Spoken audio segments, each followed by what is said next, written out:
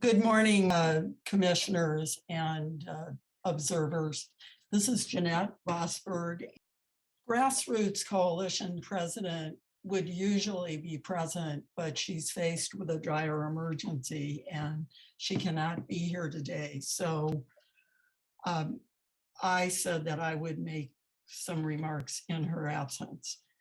On several occasions, she's directed your attention to recent discoveries that we did not know about over the past 30 years, as well as 3 ongoing life-threatening Biona issues, which you, the State Lands Commission, have the authority to act on. 1, gas leaks at University City Syndicate in the freshwater marsh that's managed by Playa Vista. Both LA City Experts Environmental Technologies, Inc., and Dr. Becker, an expert on oil fields, have spoken out subsequent to their original studies years ago, within the last year. 2, Grassroots Coalition requests that the State Lands Commission adhere to Fish and Game Code 1745, CCR Title 14, Section 630, terrestrial non-marine registered status of Biona Wetlands Ecological Reserve. This was done in 2005, shortly after the Biona Wetlands became an ecological reserve. And also, I'd like to direct your attention to the 2008 MOU that contains the State Lands Commission's switched goal document that incorrectly states Biona Wetlands is classified as estuarine. Now, the Coastal Conservancy et al. Definition is marine. Basically, they're the same. Or Fish and Game Code 1745, CCR Title 14, Section 632, marine, as opposed to Section 630, which was the designation it was given by the Fish and Game Commission. Director Lucchese assigned this request by Ms. McPherson to Ms. Calvo, a staff commission. We have not received any response from Ms. Calvo. Earlier, the Coastal Conservancy project manager provided SQUIRP's inconsistent marching orders as an estuarine goal.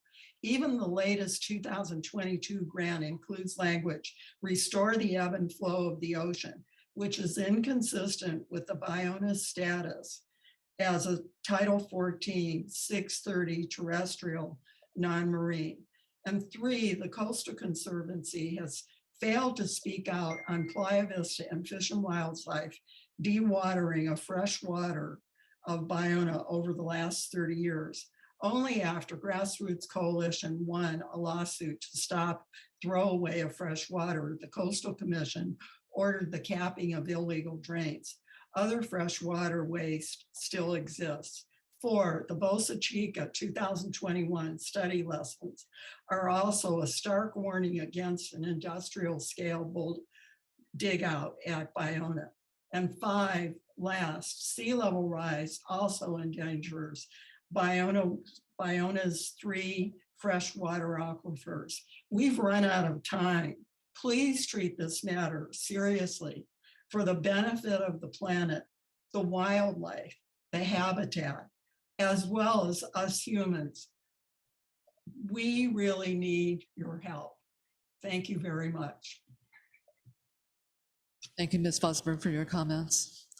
That concludes our public comment period.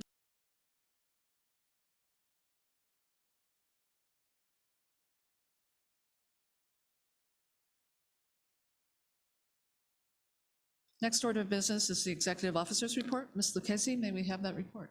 Certainly, thank you. Good afternoon. I want to update the commission on a couple of matters relating to the commission. The first being the 2022-2023 state budget. As you know, the legislature recently passed their version of the state budget, which includes several items specific to the commission. The first is a $2 million appropriation from the Environmental License Fund to operate and maintain and dredge the Bolsa Chica wetlands. Speaking of offshore wind, we are very, very busy throughout our entire staff working on various elements to facilitate offshore wind development in California. First, as you know, I also want to mention that yesterday, me along with Jennifer Maddox, our tribal liaison, and Jessica Ramirez, our environmental justice liaison, and Nicole Dabrowski, our chief of our environmental planning and management division, were fortunate enough. Oh, we also had Michael, our Sea Grant Fellow, join us. We're honored and fortunate enough to go as guests of the coastal band of the Chumash Nation and Chairwoman Mia Lopez to visit the Wishitoyo Chumash village in Malibu. This is a very unique and authentic recreation of a working Native American village on about a 4-acre historical site at Nicholas Canyon County Beach in Malibu. It's on a bluff overlooking the Pacific Ocean.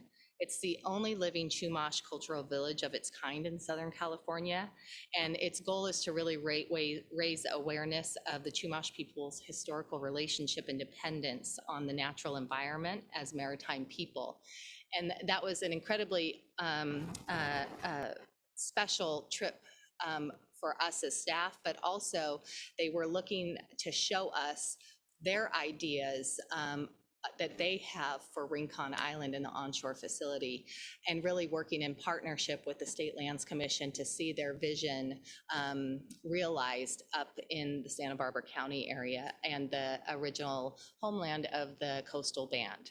It was a really moving day, really special experience, and I wanted to just emphasize the mutual feelings of partnerships of what the future of Rincon Island and the onshore facilities could be in terms of bringing everyone together and really looking at how we can recover from the decades of oil production at those sites.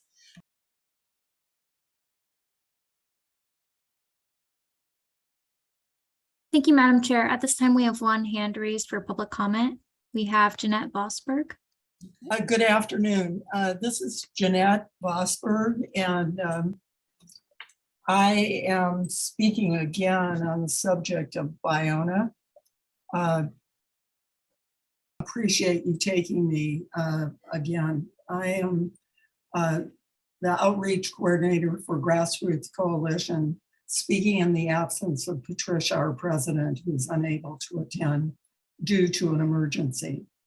The Playa Vista Baiona Wetlands Conservancy and the State Lands Commission's allowance for their continued control have been part of an unpermitted and environmentally destructive road building in the riparian corridor. And I just want to bring your attention to that.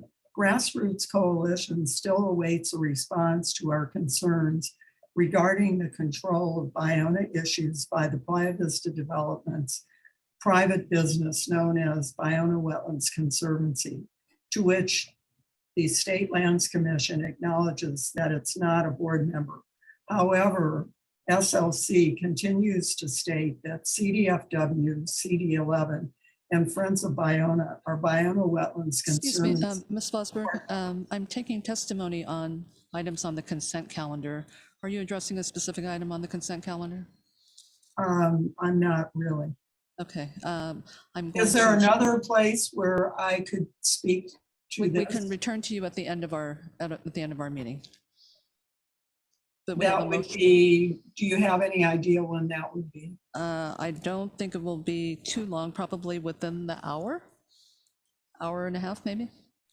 Okay, and I could speak then. That'd be great. I will come back to you. Right. Thank you very much. Thank you, Katie.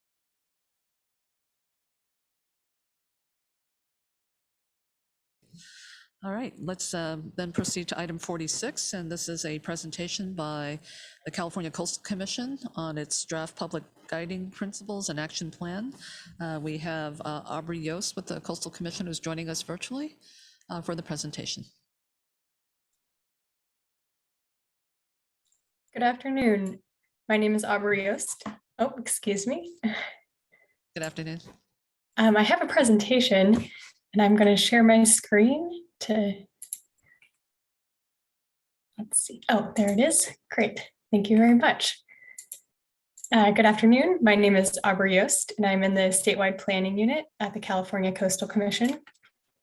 This item is an informational briefing to introduce the California Coastal Commission's new draft guidance document, the Draft Public Trust Guiding Principles and Action Plan, which was presented to the Coastal Commission and released for public comment on June 9th.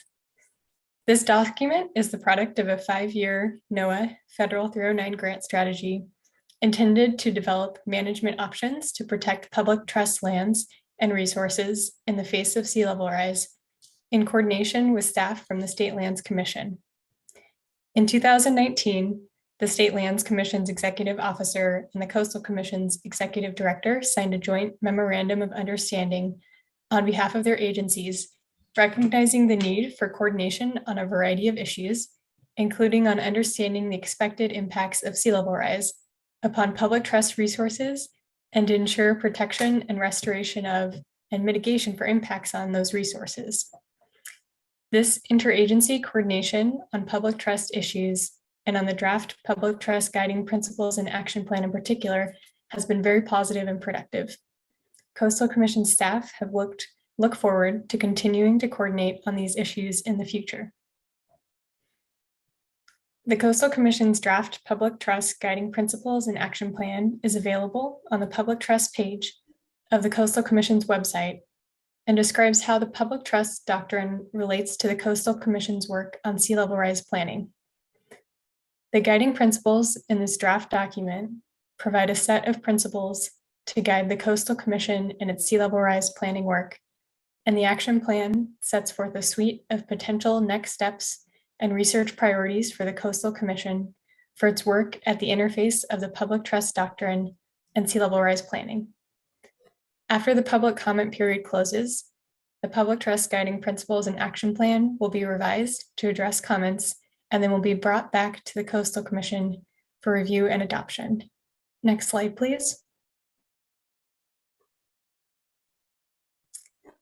Under the public trust doctrine, the state's tidelands, submerged lands, and navigable lakes, rivers, and streams are held in trust by the state for the benefit of the public. On the coast, the public trust is generally located on current tidelands, lands covered and uncovered by the ebb and flow of the tides. It also generally includes submerged lands and lands that were historically tidelands at the time California became a state in 1850, but have since been artificially drained or filled. Coastal public trust lands support a variety of ecological, recreational, socioeconomic, and cultural values. Public trust beaches and wetlands provide public access and allow for coastal recreational activities like surfing, sunbathing, bird watching, and fishing.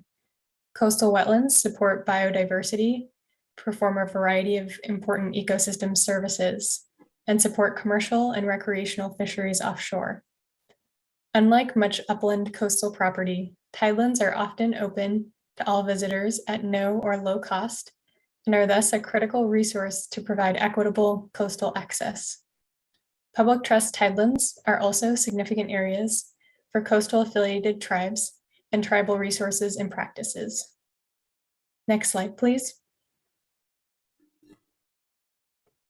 In the past century, the average global temperature has increased by about 0.8 degrees Celsius, and global sea levels have increased by 7 to 8 inches. In addition, sea level rise has been accelerating in recent decades, with the rate tripling since 1971. Sea level rise is presenting unprecedented challenges for the California coast, which will only increase as sea level rise accelerates in the future. Sea level rise will cause new areas of the shoreline to be regularly inundated by tides, increased erosion of the shoreline, increased storm flooding, rising groundwater tables, and saltwater intrusion into coastal aquifers.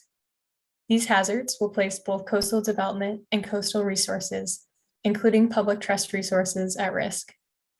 Without careful planning and adaptation, public trust uses, such as coastal access, are likely to be negatively impacted by inundation and other coastal hazards up and down the coast, and may ultimately be entirely lost in some areas. Next slide, please.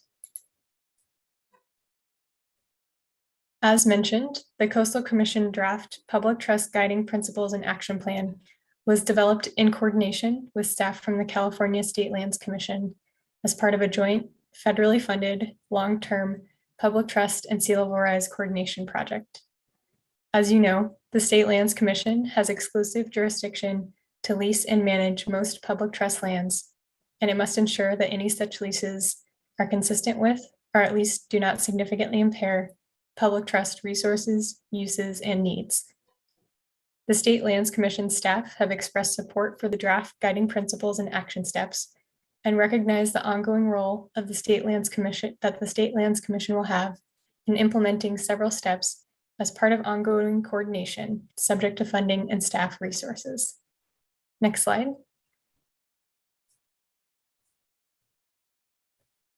This project follows presentation of the Protecting Public Trust Shoreline Resources in the Face of Sea Level Rise report to the Coastal Commission in November 2021 by Dr. Charles Lester, Director of the Ocean and Coastal Policy Center at the Marine Science Institute of University of California, Santa Barbara.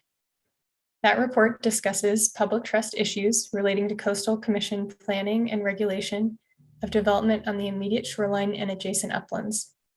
It also includes a variety of legal, policy, management, and technical recommendations to address public trust tidelands and sea level rise based on tideland science and the public trust doctrine. The draft Public Trust Guiding Principles and Action Plan builds on many of these recommendations. Next slide, please. The 10 principles included in the draft Public Trust Guiding Principles are intended to assist the Coastal Commission, local governments, and members of the public in determining how to carry out the Coastal Act and address sea level rise in a manner that is consistent with the public trust doctrine. The Coastal Act itself is an exercise of the legislature's public trust authority and responsibility, and as such, aligns with and implements aspects of the common law public trust doctrine, including through its emphasis on public access, ocean-related recreation, and coastal dependent uses like ports and fishing. The draft principles range from findings related to the impact of sea level rise on the public trust to Coastal Commission commitments to consider public trust resources in decision-making. Some of these draft principles include that the climate crisis and sea level rise are moving the public trust landward. Development decisions and sea level rise will impact public trust lands, uses, and resources. The Coastal Commission will identify anticipated impacts to current and future public tidelands, and that the implementation of the public trust doctrine through Coastal Commission actions can advance environmental justice. Next slide, please. The draft also presents a series of next steps and research and policy questions relating to sea level rise and the public trust that the Coastal Commission would prioritize over the next 5 years as staff resources and funding allow. These action steps build on the recommendations from Dr. Lester's report and our staff's work with State Lands Commission staff over the past several years.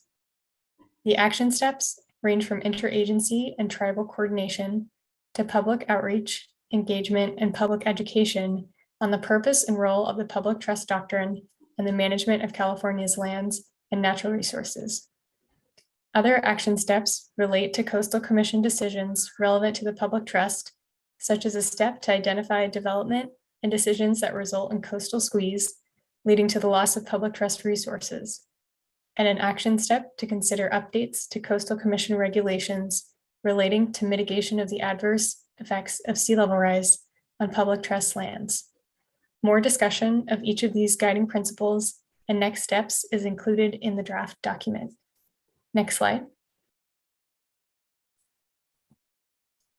The draft Public Trust Guiding Principles and Action Plan is currently only a draft. Before bringing the final document back to the Coastal Commission for review and adoption, Coastal Commission staff will seek input from coastal affiliated California Native American tribes and state and local government agencies, as well as public comment on the draft. The draft is now available for public comment. A link to the document can be found on the Public Trust section of the Coastal Commission's website. Members of the public, commissioners, and others interested are encouraged to provide comments via email to statewideplanning@coastal.ca.gov by July 24th, 2022. That concludes the presentation for this item. Thank you, commissioners, for your time. Thank you very much for the presentation, Aubrey, and really appreciate the collaboration and the coordination with between the two commissions. Questions or comments, commissioners? Well, I actually, first, let me thank you, Aubrey, for that really comprehensive presentation. And let me thank the audio guys for fixing whatever that was. We're not done yet. It's working, I think, for the moment. But thank you for that presentation. It was really pretty clear. There was one question I had when you talk about the way that the location of public trust lands could be impacted by where the tidelands are.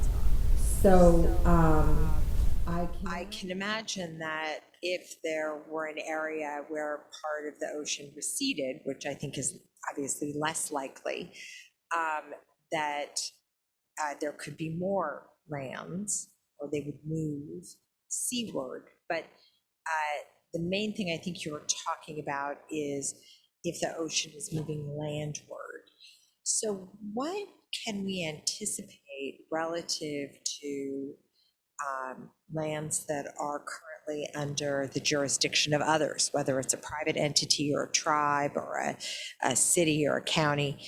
Are we defining public trust lands as land that is submerged or not submerged based on the tides? And so if the location of the tides changes, then that automatically gives jurisdiction to this body or the Coastal Commission. I'm just really kind of interested in exactly what that is likely to mean to decision makers in the future. Yes, that is a really excellent question. So as we all are usually familiar with property boundaries, like owning our home or a piece of property, it's usually bound four corners, right? And the meets and bounds descriptions, the legal descriptions of that property are very clear, and you can go out and survey it and you know exactly where the land that you own is located. Land or property boundaries along the coast aren't fixed. And that's pursuant to a statutory law and then case law that's been interpreted over time by the California court system all the way up to the California Supreme Court and the United States Supreme Court. So along the best way to describe this is on a sandy beach that has been unaltered by human activity. And if we're thinking about, let's say, Malibu, with homes that are right on the beach, they'll have their property description will likely call to the mean high tide line. That's their seaward boundary line of their property description. The California law has stated that the boundary of public trust tidelands, the tidelands that the state owns, and then private uplands is the ordinary high water mark. The California Supreme Court has interpreted that to mean the mean high tide line. And so that's how we measure what that boundary is. And what that means practically is that that boundary is constantly moving. It is not fixed. And so as sea level rises, then the boundary of the state's tidelands ownership interest moves landward. But similarly, if there's accretion, natural accretion, the boundary of the upland property owner moves with that accretion. And this has been well established in case law through various different court decisions. So when we're talking about sea level rise and jurisdictions of various agencies, under the public trust, under state law, the State Lands Commission is the land steward or the land management agency. That's why we issue leases for the occupation of state property. The Coastal Commission's jurisdiction is regulatory and is much more geographically broad, and it's dictated under statute about what the coastal zone is. So the Coastal Commission will have regulatory jurisdiction over development activities, even on private lands. The boundary between public tidelands and private uplands, in a lot of different circumstances, there are exceptions, like where there's urban waterfronts and bays like San Francisco and San Diego, where the boundary isn't moving because it's been fixed for various reasons. But we do expect on the open coast that this boundary is going to move, and with projections of sea level rise, that mean high tide line will move landward. So in that case law, if I could just, Madam Chair, one more follow-up question. In that case law, are there cases then that improved property currently belonging to someone that where they either put a porch or, where water might even, at a high or median high tide could come up to their, splash against their window? Are we talking about people's living rooms being suddenly declared the jurisdiction of the public trust? Not their physical houses, but the land underlying them. That's a real possibility. Okay, thank you. Thank you, Commissioner Kanellakis.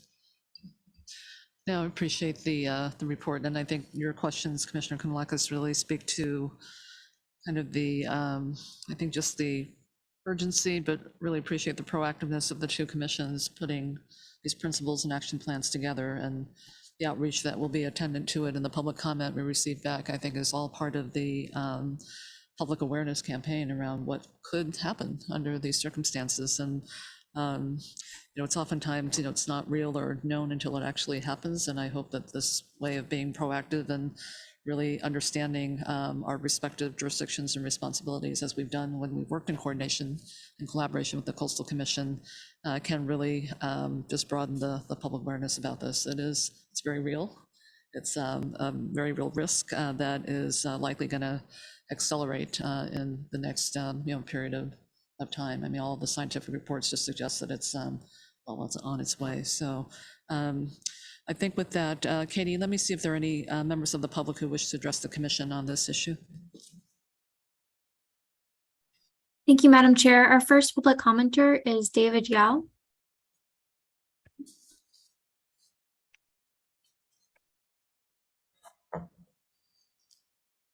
Good afternoon, Mr. Yao. Thank you, Chair Yee and Commissioners. My name is David Yao, and I'm with the Port of San Diego, here to provide the perspective of a state lands trustee on the draft public trust guiding principles and action plan before you today. The Port of San Diego is a partner in protecting California's state tidelands and submerged lands.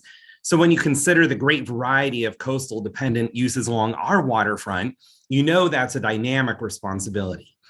As described in our AB 691 Sea Level Rise Vulnerability Assessment and Coastal Resiliency Report, one-size-fits-all approaches don't work. In a bay or harbor environment, multiple strategies are needed.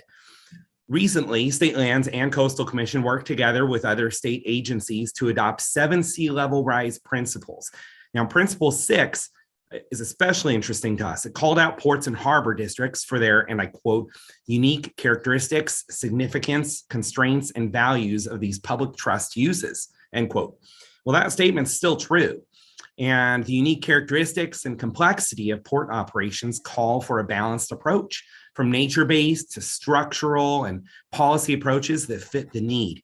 So for the sake of consistency, we'll support recognizing that managing and protecting coastal dependent critical infrastructure is different for ports. So adding that clarity to guiding principle number 8, I think it is, in the plan that we're looking at today, it's going to help fulfill our mission of protecting and promoting diverse public trust uses. The other thing I'll add is your detailed strategic plan provides a path forward for collaborative leadership on that issue. And this is wonderful, particularly when it comes to the public trust. So in any principles the commission might consider, we'll urge a flexible and adaptive approach that considers the unique characteristics of ports and harbors and public trust needs as we continue to address coastal resiliency through port tidelands. Thanks again from San Diego. Thank you, Mr. Yeah, very much for your comments, and very much appreciate the relationship we have with our ports, and definitely understand your comments with respect to the flexibility that you are seeking, and that has been recognized in some of our other principles. Katie, our next speaker. Thank you, Madam Chair. Our next speaker is Laura Lane.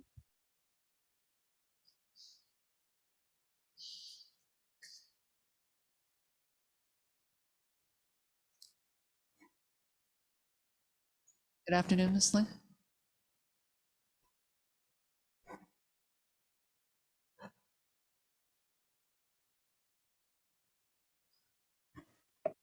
Can you hear me, commissioners? We can hear you. Thank you, Laura. Excellent. I'm sorry, I was having a little bit of technical difficulties.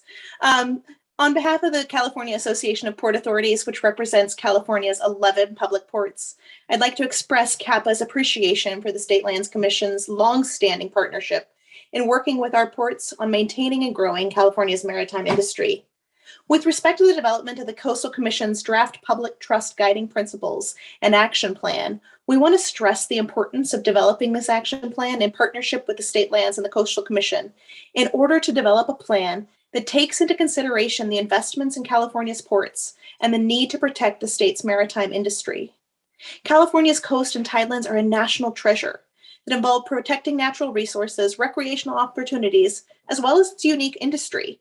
Ports provide critical coastal infrastructure that bolster our local economies and are critical to the supply chain. CAPA looks forward to working with you on the development of this action plan to ensure it provides this flexibility needed to address the impacts of sea level rise on all of California's diverse coastal resources. Thank you so much. Thank you very much, Laura. Katie, our next speaker, please. Thank you, Madam Chair. At this time, we have no other hands raised to provide public comment on this item. Very well, thank you very much. And again, thank you, Aubrey, for the presentation, and for the folks who have provided some comments to us today.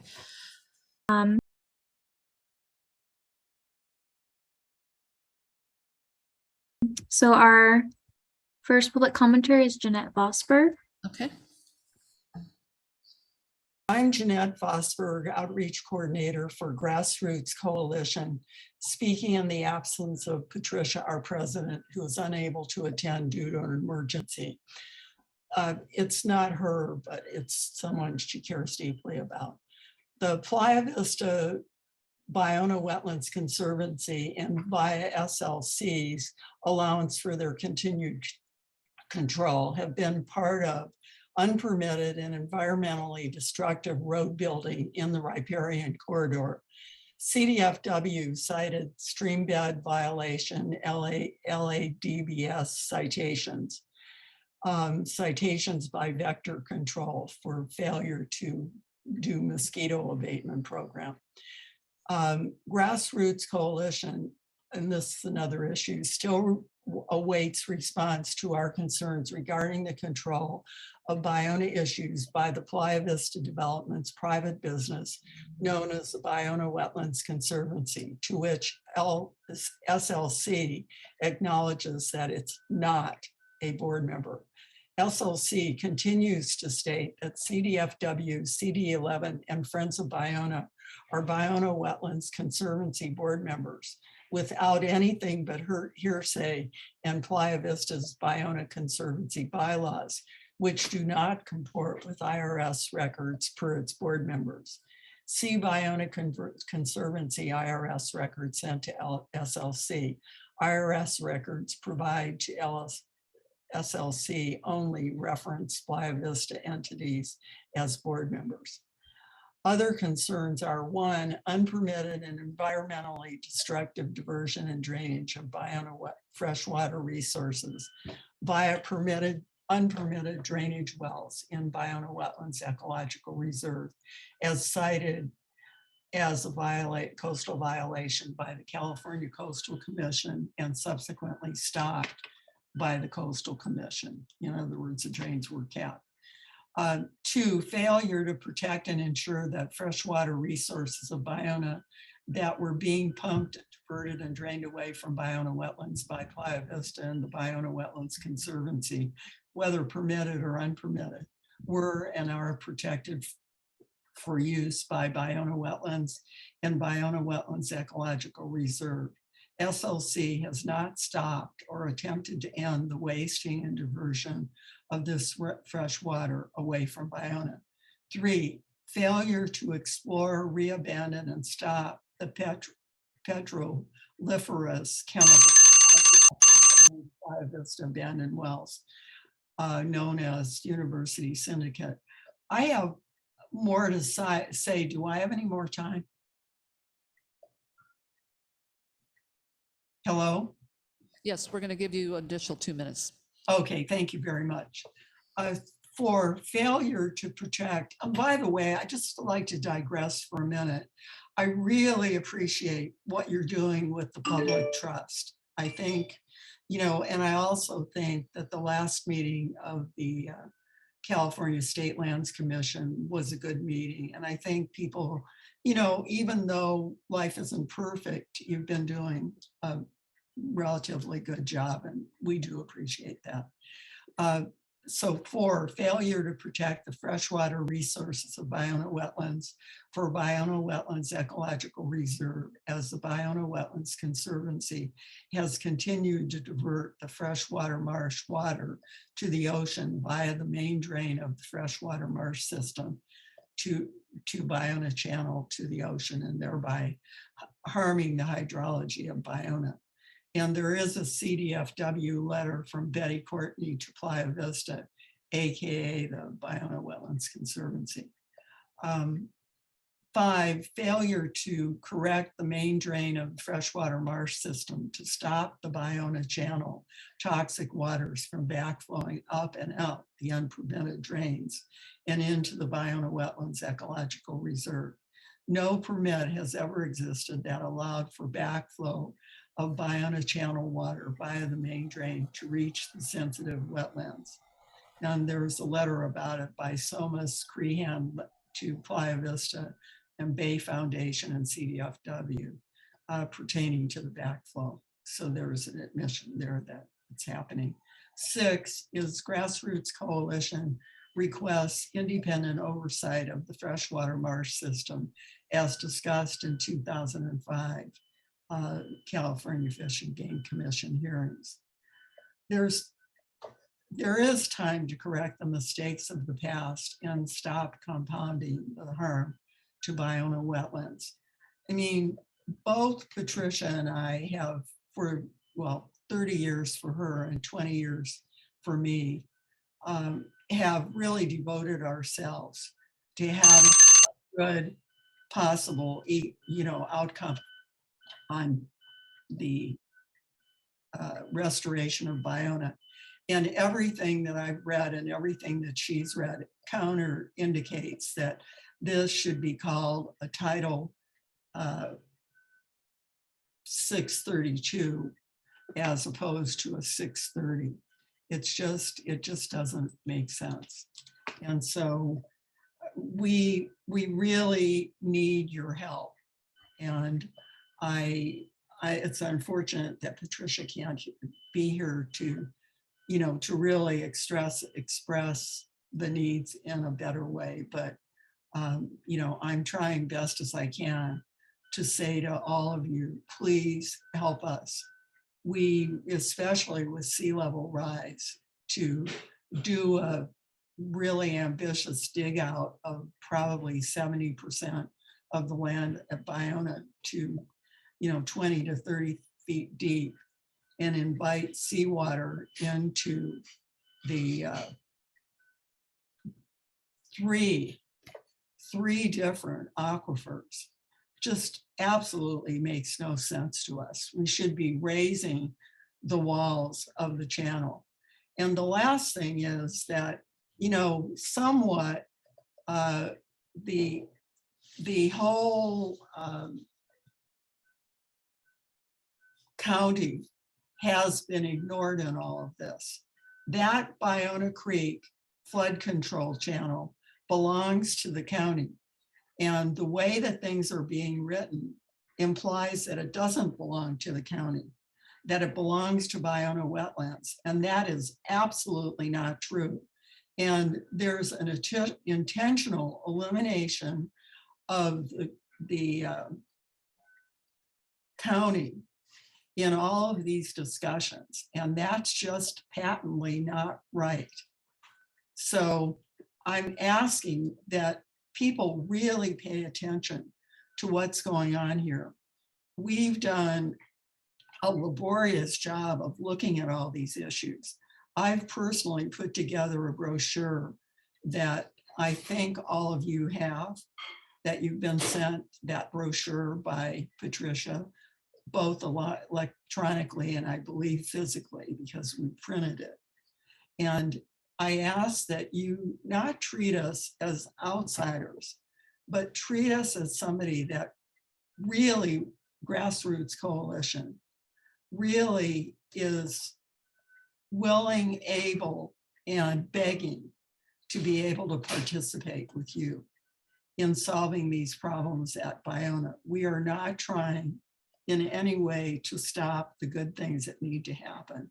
And we've been working very closely with restoration ecologist, Margot Griswold, who also, I mean, the three of us are like— Ms. Bosworth, your time has expired.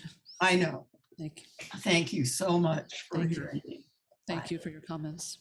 Thank you. Katie, our next speaker. Any other speakers in the queue? Thank you, Madam Chair. At this time, we have no other hands raised to provide public comment. All right. Thank you very much, Katie.